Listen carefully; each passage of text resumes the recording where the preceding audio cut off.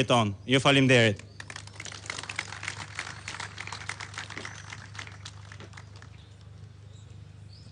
Mirëmbrëma dhe përshëndetje gjithëve, përshëndetje kryetari i Partisë Demokratike, profesor Dr. Sali Berisha. Më lejoni që në emrin e të gjithëve t'u dërgojmë një përshëndetje të zjarrt vëllezërve tanë, studentë shqiptarë në Maqedoninë e Veriut, të cilët janë aktualisht duke protestuar për të drejtat e tyre për të lexuar, shkruar, mësuar në gjuhën tonë anëtare shqip. Dje në historinë e kryeqytetit ishte në fakt një përvjetor i zi. Ishte një përvjetor që nuk duhet harruar dhe ishte 6 vjetori i prishjes së teatrit ton kombëtar. U shemb në kohë pandemie, në kohë karantine, natën, tempulli i kulturës ton kombëtar, teatri kombëtar, me polici të armatosur deri në dhëmb për të larguar ata pak protestues që qëndronin aty në mënyrë heroike si qëndrestar të vërtet.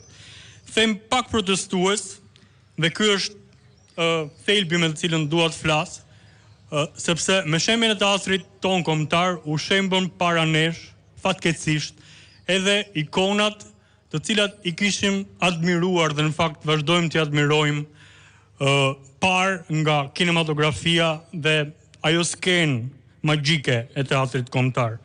Unë shem një tempull dhe bashkë me tempullin fatkeqësisht edhe disa intelektualë të cilët çuditërisht i ndronin qëndrimet e tyre mbi kauzën e teatrit kombëtar pas takimeve me kryeministrin, me ministra përkatës, me kryetar bashkisë për të cilët fatkeqësisht janë gati të bëjnë edhe pjesën e mbetur të burgut. Intelektual që fatkeqësisht në këtë vend, me këtë regjim ne e dim që me këtë fuqi ekonomike dhe mafioze, ky regjim është i gatshëm të shtojë ushtrinë e patronazhistëve në çdo kënd të Shqipërisë. Por nuk e dinim deri atëherë që është i gatshëm të shpërfytyrojë, të keq përdor edhe ikonat tona aq të çmuara në fakt. Sepse dim gjithashtu sepse edhe intelektualë dhe konformist nuk mund të qëndrojë dot brenda një personi të vetëm. Me shembjen e teatrit kombëtar u ndruan edhe rolet.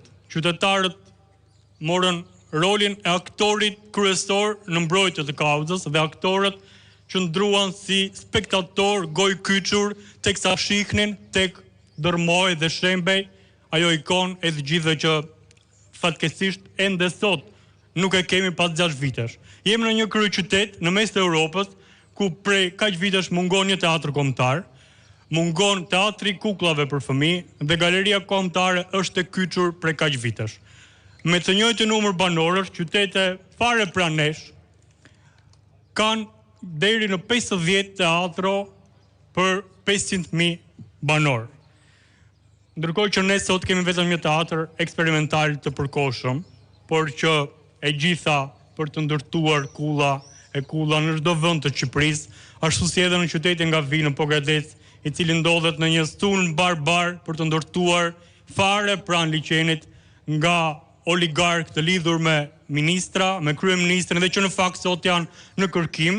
Policia shteti nuk e di ku janë, por kryeministri e di dhe ju firmos lejat për të ndërtuar edhe në breg të liçenit. Arti të mos thënit asgjë.